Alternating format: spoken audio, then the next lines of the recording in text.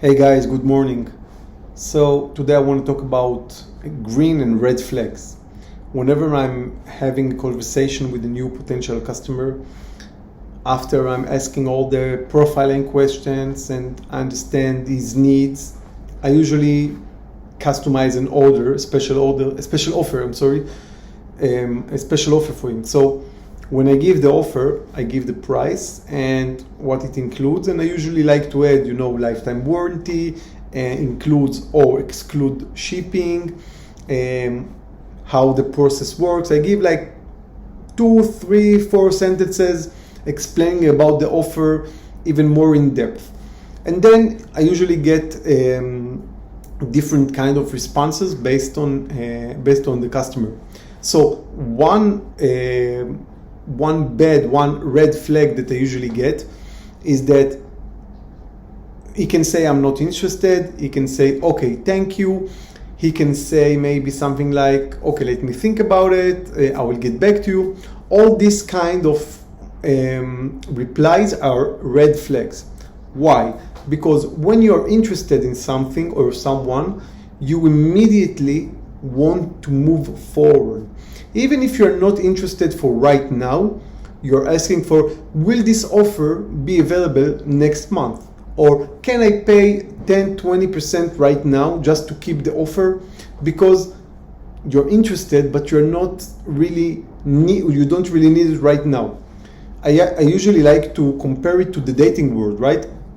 When you want to take out a woman for a date and you start to having a conversation with her,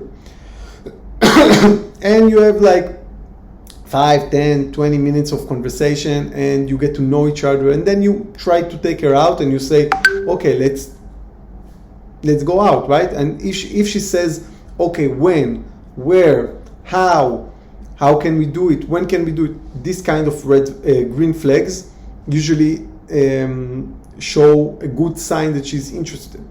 But if she's not interested, you say, let me think about it. Maybe she doesn't want to offend you, so she says maybe next week, I don't know, let me check my schedule. All this kind of replies usually means she's not interested or not interested right now. Same goes in sales, right? You want to sell the implants. You want to sell it right now or in the short term. If the doctor is not interested, he will not always tell you that. And if he says, okay, thank you, let me think about it, all these kind of replies, you immediately need to understand that the deal right now is off. And then you need to understand why. So usually when someone tells you something like that, there are two typical responses that I see from other salespeople. Some will say, okay, and then they will get back to him with a follow-up next week, next month, but then might be too late for that. So I like to immediately ask, why? Are you not happy with the price? Or maybe, can you tell me, maybe I'm asking more specific questions about what he's using right now. Oh, you said you're using MIS. How much you pay for MIS right now? Maybe it's an issue with the price. Maybe the offer wasn't suited for him. If I offered 50 implants for a dentist that uses 10 implants per month, maybe it's too much for him. Maybe I'm going to ask, is it too much for you? Would you like to try a smaller order?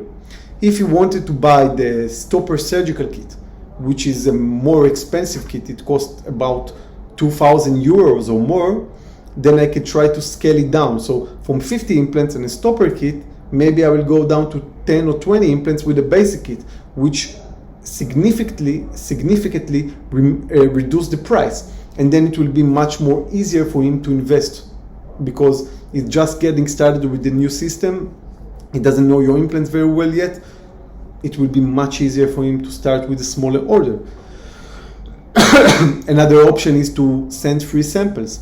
I don't really like to send free samples because it shows, it doesn't really give the opportunity to understand if the customer is interested or not. But if a customer is showing interest in the product, interest in the company, in you, in the dealer, maybe is using a lot of implants, then this kind of situations, I like to send them free samples 1-2 implants just to see the quality, the presentation. I'm adding a catalog, maybe some patient brochures. I want him to see the full scale of our products. And in this kind of situations, when he receives the samples, he can look at it and say, okay, this company is serious, the order was received very quickly, and the product looks amazing, I'm going to try it. And sometimes they will take 3 months to test the implants and to place it and to see the restoration workflow and the surgical procedure and everything. But sometimes they just see the product in end and they immediately want to buy.